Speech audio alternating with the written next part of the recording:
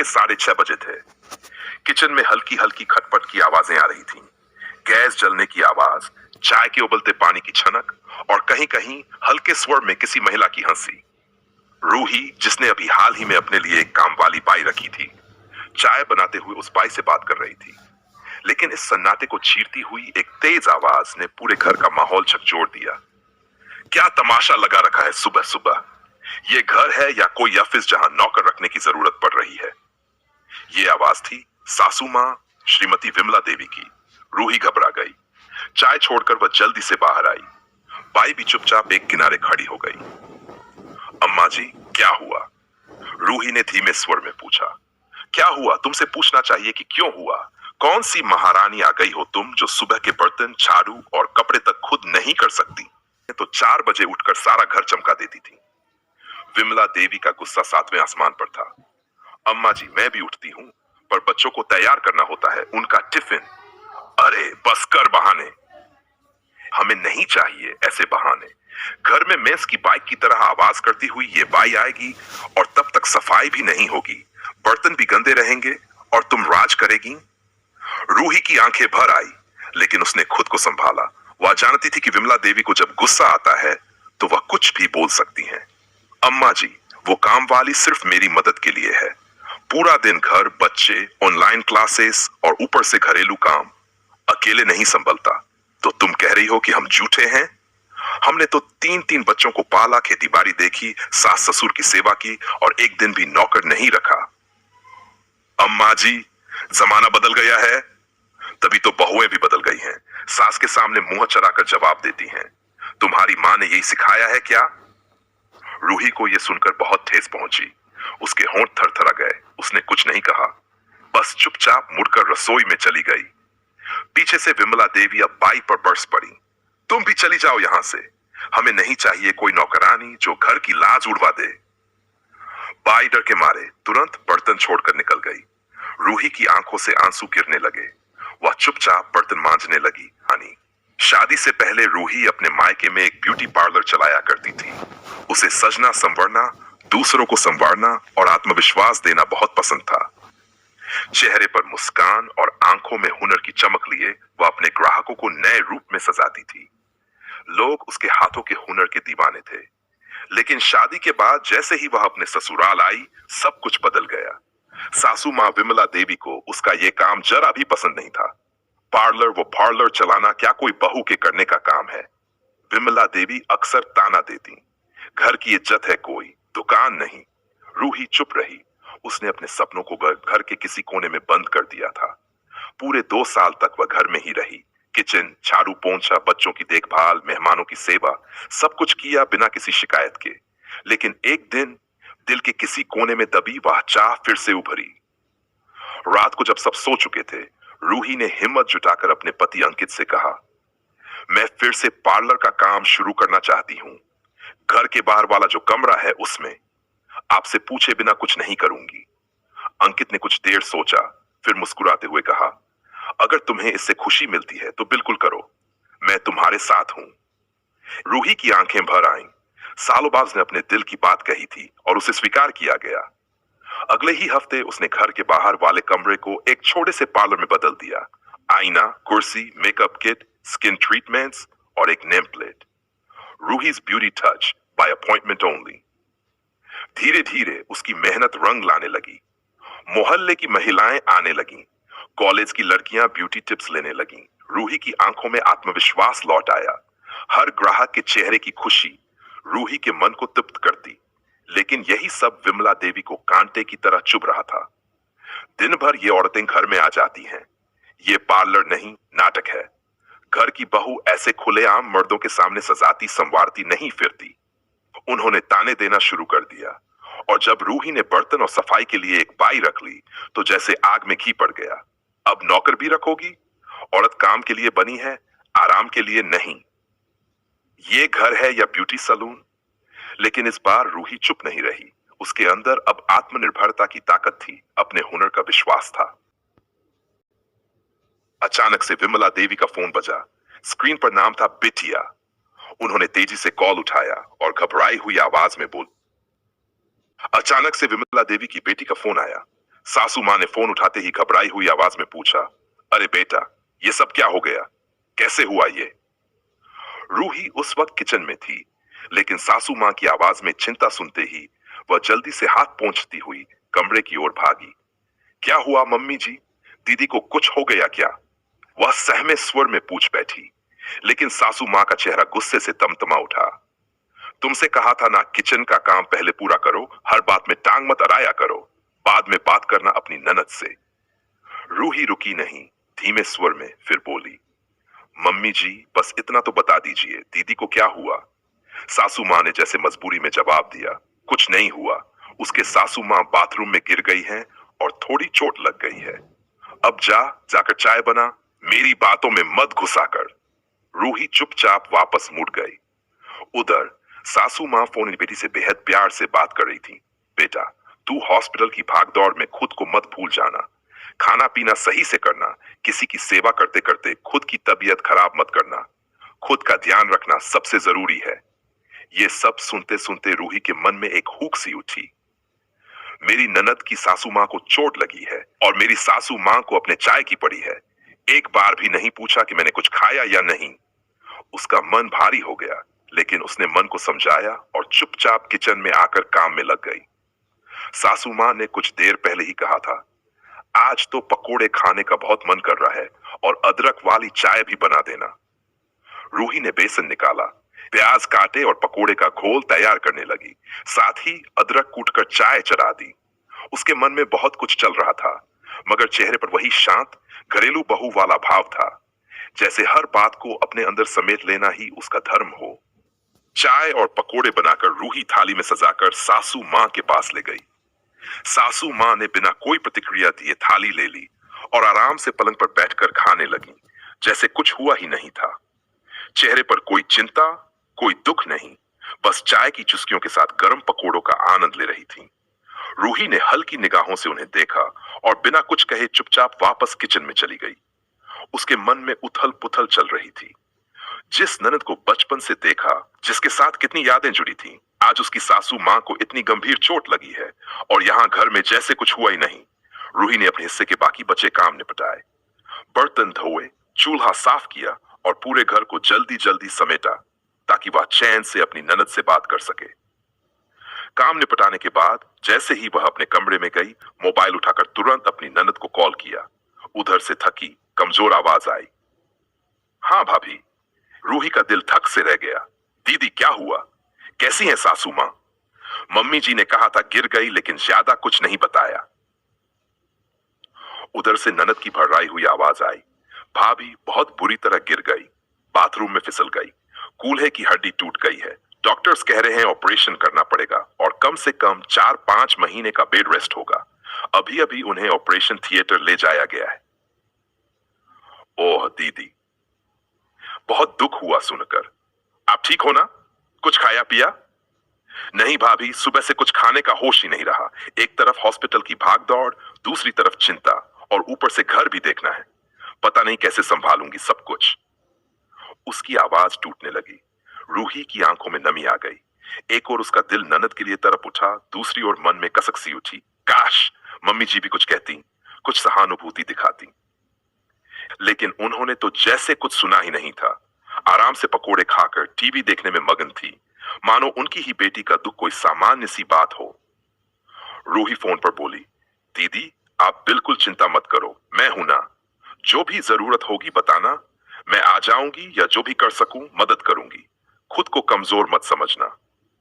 ननद के स्वर में थोड़ी राहत झलकी। थैंक यू भाभी, आपके बोलने से ही थोड़ा सुकून मिल गया। फोन कटने के बाद रूही कुछ देर वहीं बैठी रही। उसका मन बहुत भारी था। एक और अंदर से दुख, दूसरी ओर बेबसी। न खुद के लिए कोई अपनापन, न सासू मां की ओर से कोई सहारा।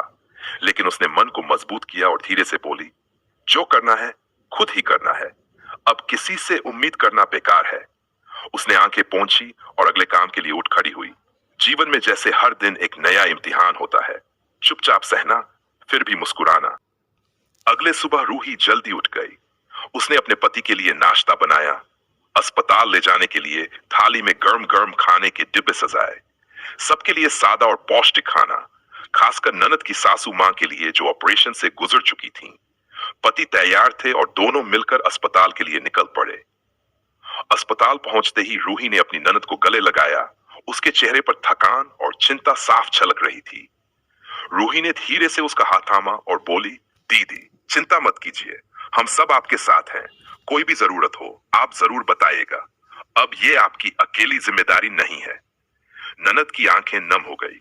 उसने हल्की मुस्कान के साथ जवाब दिया, भाभी आपने इतना कह दिया वही मेरे लिए बहुत है।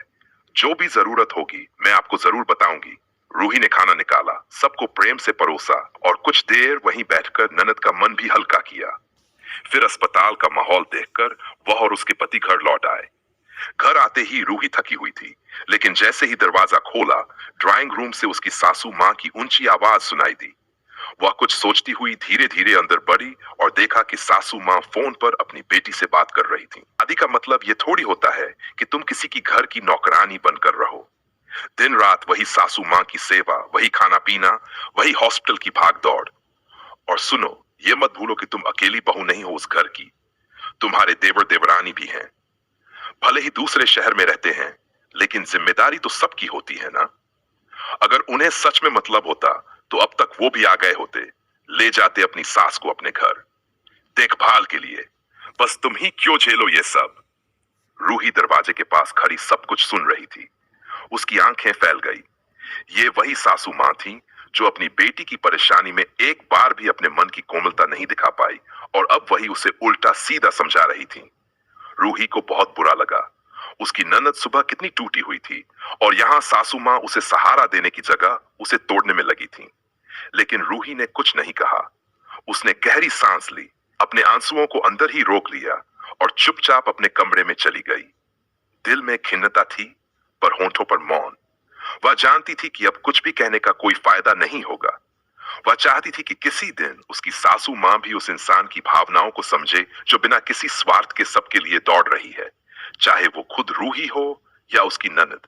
वो जानती थी कुछ बातें वक्त ही सिखाता है और शायद सासू मां को समझ आने में अभी वक्त था। लता फोन पर चुप नहीं रही। मां की बातों को सुनकर उसने संयम रखते हुए जवाब दिया, मम्मी आप ये सब क्या बोल रही हैं? मेरी सासू मां बहुत सीरियस हैं। उनका ऑपरेशन हुआ है। वो कहीं आने जाने लायक नहीं है। मैं उन्हें कहीं और भेज भी नहीं सकती और न भेजना चाहती हूँ। ये उनका घर है और वो यहीं रहेंगी। उसकी आवाज में थकावट थी पर साथ ही एक दृढ़ता भी। और रही बात देवर देवरानी की, तो वो लोग टिकट देख रहे हैं। जैसे ही टिकट मिलेगा वो भी आ जाएंगे। हम सब मिलकर उनकी सेवा करेंगे। विमला देवी को यह बात बिल्कुल भी रास नहीं आई। उन्होंने हल्की झुंझलाहट के साथ कहा, बेटा मैं तो तुम्हारे भले के लिए कह रही थी। लता ने लंबी सांस ली और फिर ठहरे हुए स्वर में बोली, मम्मी इसमें मेरे भले की बात नहीं है। वो मेरी सास हैं और उनकी देखभाल करना मेरा कर्तव्य है। मुझे अच्छा लगे या बुरा, ये मेरा फर्ज है और मैं पीछे नहीं हट सकती। विमला देवी ने फिर एक आखिरी कोशिश की, ठीक है बेटा, लेकिन जब तुम्हारे देवर देवरानी आ जाएं और तुम्हारी सासू मां की सेवा करने लगे तो तुम कुछ दिन के लिए मायके आ जाना।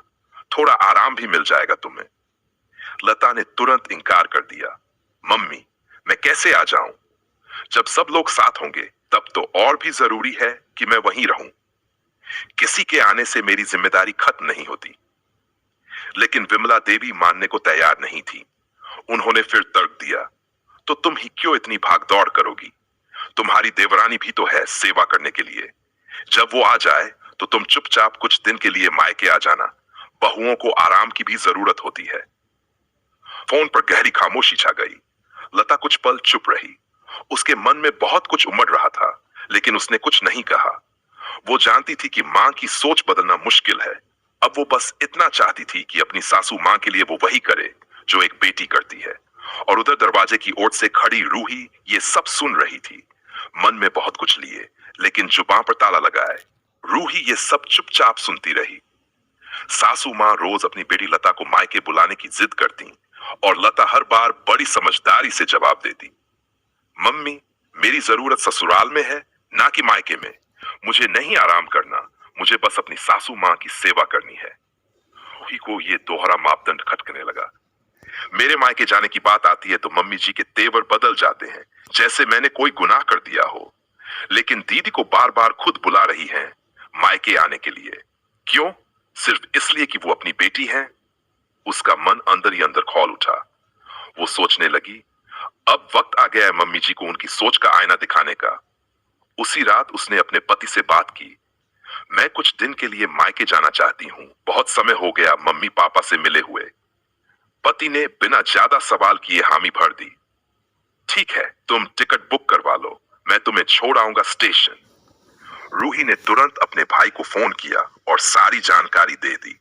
टिकट कट चुकी थी, योजना तैयार थी, और इधर विमला देवी का ध्यान अभी भी सिर्फ अपनी बेटी लता पर था। हर रोज फोन करके कहती, बेटा तू आजा मायके कुछ दिन के लिए, बहुत थक गई होगी तू। अब तो तेरे देवर देवरानी भी आ गए हैं, वो सेवा कर लेंगे। लेकिन लता हर बार मुस्कुराकर कह देती, मम्मी मैं ससुराल में रहकर जो कर रही हूं वही मेरा फर्ज है, मुझे अब भी यहीं रहना है। उधर रूही की विदाई की घड़ी नजदीक आ रही थी और सासू मां को अब तक भनक भी नहीं थी कि इस बार बहू उन्हें चुपचाप एक आईना दिखाने जा रही है। सुबह का उजाला हुआ और रूही रोज की तरह उठी। सबसे पहले नाश्ता बनाया, फिर दोपहर का खाना भी तैयार करके रख दिया। उसका मन बिल्कुल स्थिर था, जैसे उसने कोई बड़ा फैसला कर लिया हो। उसके पति भी अब पूरी तरह से उसके साथ थे। उन्होंने भी सासू मां के पक्षपात और रूही के प्रति बदले बर्ताव को समझ लिया था। रूही ने अपना बैग पैक किया और सासू मां के कमरे में गई। मम्मी जी मैं कुछ दिन के लिए मायके जा रही हूँ। इतना सुनते ही विमला देवी का चेहरा तमतमा गया। बहुत जरूरत है तुम्हें मायके जाने की, तुम्हें तो बस इसी बहाने की तलाश रहती है। लेकिन रूही आज शांत थी, पर उसकी आवाज में एक दृढ़ता थी। मम्मी जी मुझे मायके गए कई महीने हो गए हैं, मम्मी की बहुत याद आती है, और सच कहूं तो मेरी तबीयत भी ठीक नहीं रहती, चक्कर आते हैं, कमजोरी लगती है। विमला देवी गुस्से से बोले, अब बहाने मत बनाओ।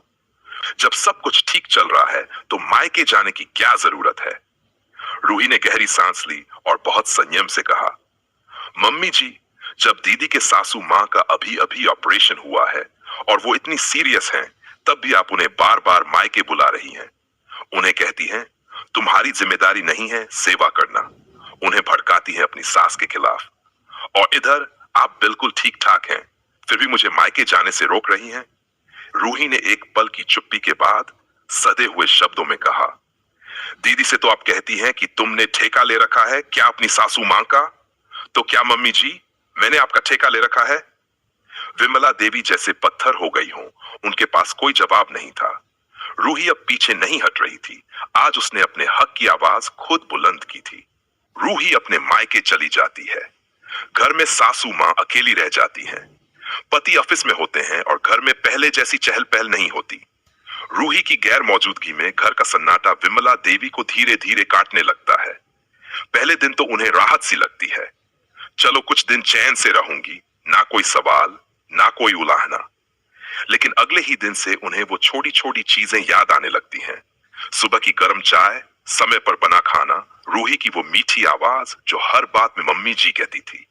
दिन बीतते हैं, रसोई में घुसती है तो गैस जलाना, मसाले खोजना, दाल चावल तय समय पर बनाना सब भारी लगने लगता है। एक दिन तो आलू काटते काटते उनकी उंगली कट जाती है, दर्द से कराह उठती हैं। उन्हें वो दिन याद आते हैं जब रूही पूरे घर को संभालती थी, बिना थके बिना शिकायत के। इधर रूही अपने मायके में है, लेकिन वहां भी चैन से नहीं बैठी। वो हर रोज अपने पति से फोन पर बात करती है, घर के हाल चाल पूछती है, लेकिन उसके मन में अब ठान चुकी है, इस बार सिर्फ चुप रहकर सब सहने नहीं जाना, इस बार सिखाकर लौटना है। इज्जत सिर्फ उम्र की नहीं, इंसानियत की होती है।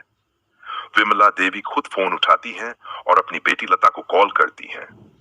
बेटा तू सही थी, जिस सेवा की मैं तुझसे उम्मीद कर रही थी वो मैं खुद नहीं निभा पा रही, और जो बहू मैंने दिन रात ताने दिए वही अब सबसे ज्यादा याद आती है। लता मुस्कुराते हुए कहती है, मम्मी देर से ही सही, लेकिन अगर आपको एहसास हुआ है तो बहुत बड़ी बात है। अगले दिन विमला देवी खुद रूही को फोन करती हैं। आवाज में पहले की तेजी नहीं, बल्कि एक अजीब सी नरमी होती है। रूही बेटा तुम जब से गई हो घर जैसे खाली हो गया है। जो बातें मैं तुम्हें सुनाया करती थी अब हर शब्द मेरे सीने में चुभते हैं। मैं बहुत शर्मिंदा हूं बेटा, मुझे माफ कर दो। रूही कुछ पल चुप रहती है, फिर बहुत धीरे से कहती है, मम्मी जी, माफी उन चीजों की नहीं होती जो बार बार दोहराई जाती हैं, लेकिन मैं आपको माफ करती हूं क्योंकि आप पहली बार समझी हैं। कुछ दिन बाद रूही लौटती है। इस बार घर का माहौल कुछ और ही होता है। सासू माँ दरवाजे पर खड़ी होती हैं, उनके हाथ में आरती की थाली होती है। बहू नहीं, बेटी बनाकर स्वागत करूंगी अब तेरा, कहते हुए विमला देवी की आंखों में आंसू होते हैं। रूही मुस्कुरा देती है। उस मुस्कान में कोई शिकवा नहीं होता, बस एक संतोष होता है कि उसने किसी को बदलने की कोशिश नहीं की, बल्कि खुद सम्मान के साथ खड़े होकर किसी को आईना दिखा दिया। कहानी आपके दिल को छू गई हो तो प्लीज लाइक करें, कमेंट में अपनी राय जरूर दें, सब्सक्राइब करें हमारे चैनल को और इस कहानी को शेयर करें।